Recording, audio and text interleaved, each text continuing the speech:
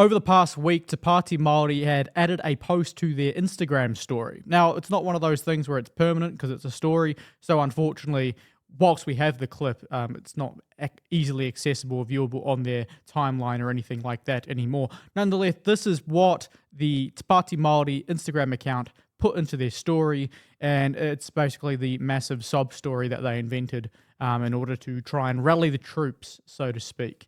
And we'll break it down a little bit more, but nonetheless, they've used a young boy to repeat a bunch of scripted lines of which he has no understanding of, no ability to comprehend, and they're using that as a means to appeal to their broader voter base. So here it is. Pākehā arrive here to Aotearoa to steal our lands and get rid of our culture. You almost stole all of my land. You almost killed my language. You almost made my tupuna believe they were less than you. You tried. You failed. I am still here. And I am stronger than ever. Because I walk in both worlds. The first thing he says is that Pākehā arrived in Aotearoa to steal our land and get rid of our culture. I mean, Pākehā 100% came here and wanted to utilise land, yes. And that was after a very long period of time that they were able to do so, including the signing of Te Tiriti o Waitangi, including the land sales, legitimate land sales, I might add. And then to get rid of the culture. So was that the reason why Pākehā came to this country? Was it to come here and get rid of Māori culture, basically erase Māori from existence altogether? I've certainly seen no evidence of that. Sure, you might argue that some Pākehā throughout history have very much not liked Māori, have very much not wanted their culture to be around. Sure, you could argue that periods in time there were policies which some Māori may indeed argue as being culturally erasive. Nonetheless, to sit here and suggest that that was point blank what the Pākehā were here to do, what the Crown came here to do, would be a lie. And they've got a child to repeat that lie to you.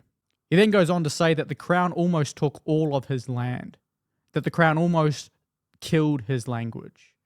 But on both counts here, he would be completely incorrect. For starters, the majority of the land that Māori lost throughout that time period to this day was either sold legitimately or, for the most part, confiscated within the bounds of the law. You see, unfortunately, whether they want to admit it or not, the many Māori who take claims to say that their land was stolen, the majority who actually claim it's stolen have absolutely no idea what happened whatsoever, to be fair. But the majority who decide to say that this land over here was stolen because it was confiscated refuse to acknowledge the fact that it was confiscated because of a law passed in Parliament. A Parliament which had the authority over all of the land to pass laws and for those laws to come into effect based on what Article 1 of Te Tiriti o Waitangi says. So whilst sure there will be certain instances where the confiscation wasn't deemed justified, where the laws probably were skirted somewhat, where they were abusive in their powers, generally speaking, if we're being completely frank, they were confiscated because the law allowed them to, because they had the authority to create the law. And as such, sitting here and saying, because you lost your land due to confiscation, I don't know, probably because you were rebelling against the bloody government, to suggest that that is somehow an unfair outcome is, well, quite frankly, I don't get it.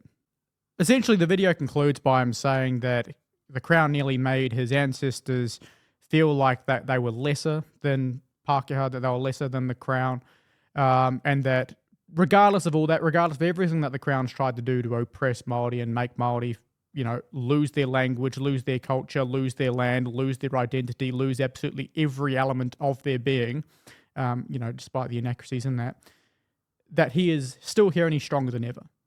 For starters, if you're here and stronger than ever, that suggests to me that, well, whatever the Crown was allegedly doing either never happened at all, or they were really, really bad at it. And given the Crown's track record on colonisation, I probably think they're not very bad at it because they've got a lot of practice.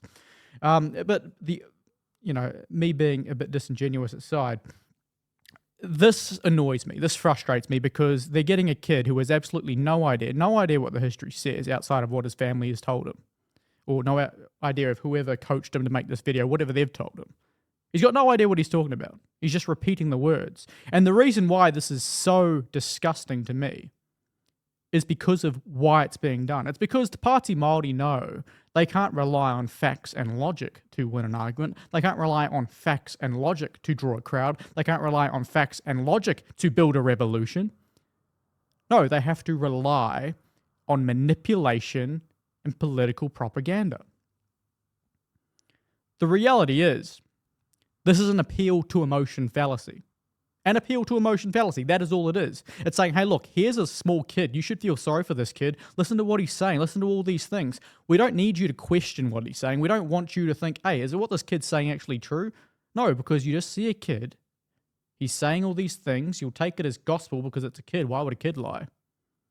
It is, I was just saying on X the other day, whoever is in charge or whoever is coaching Te Pāti Māori on their political propaganda or their ads or whatever, this sort of stuff, needs a raise because they are probably getting a decent amount of cut through here because people will look at this and just think, bingo, yep, I 100% agree, cannot disagree at all.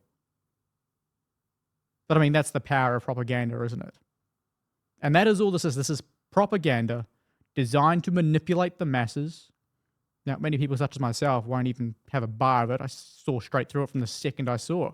But, the fact that they would go to these links shows that they don't have confidence in their own position. They don't have confidence that they are on the right side of history. No, what they want to do is they want to stoke a revolution. And what is the better way to get people behind a revolution is to appeal to their emotion. And that is one of the reasons why Te Pāti Māori is so dangerous.